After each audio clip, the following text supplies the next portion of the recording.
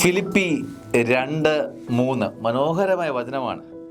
ഓരോരുത്തരും താഴ്മയോടെ മറ്റുള്ളവരെ തങ്ങളെക്കാൾ ശ്രേഷ്ഠരായി കരുതണം.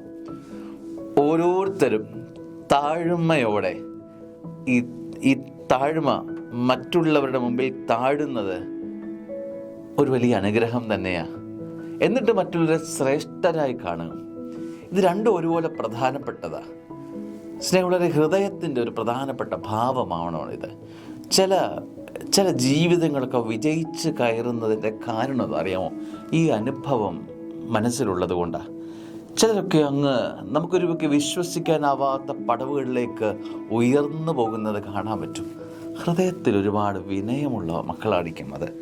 താഴ്മയോടെ മറ്റുള്ളവരെ ശ്രേഷ്ഠരായി കാണണം. മറ്റുള്ളവർ നമ്മളെക്കാൾ നന്മയുള്ളവരാണ്, അനുഗ്രഹമുള്ളവരാണ് എന്ന് പറയുന്നത് തന്നെ വലിയൊരു നന്മയാണ്. അങ്ങനെ നന്മയുള്ളവർക്ക് മാത്രമേ അങ്ങനെ പറയാൻ കഴിയൂ.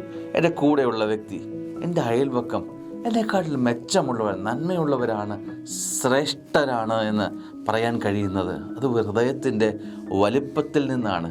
ആ വലിപ്പം പറയുമ്പോൾ, മറ്റുള്ളവരെ മെച്ചപ്പെട്ടവനായി കാണുമ്പോൾ നീയും ഒട്ടും കുറയില്ല. തമ്പുരാൻ നിന്നെ വളർത്തിയെടുക്കുമെന്നേ. നിൻ്റെ നന്മകളെ ഒന്നും കുറച്ച് കാണണ്ട, മറ്റുള്ളവരെ ഉയർന്നവരായി കാണാൻ പറ്റും. കാരണം സ്വർഗമാണ് അവനെയും സൃഷ്ടിച്ചത്. നിന്നിലുള്ള അതേ ആത്മാവ് തന്നെയാണ്, നിന്നിലുള്ള അതേ പരിശുദ്ധാത്മാവ് തന്നെയാണ് അവനിലുമുള്ളത് എന്ന് തിരിച്ചറിയണം.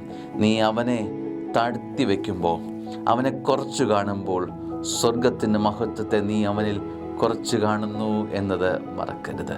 ദൈവം അനുഗ്രഹിക്കട്ടെ. ആമേൻ.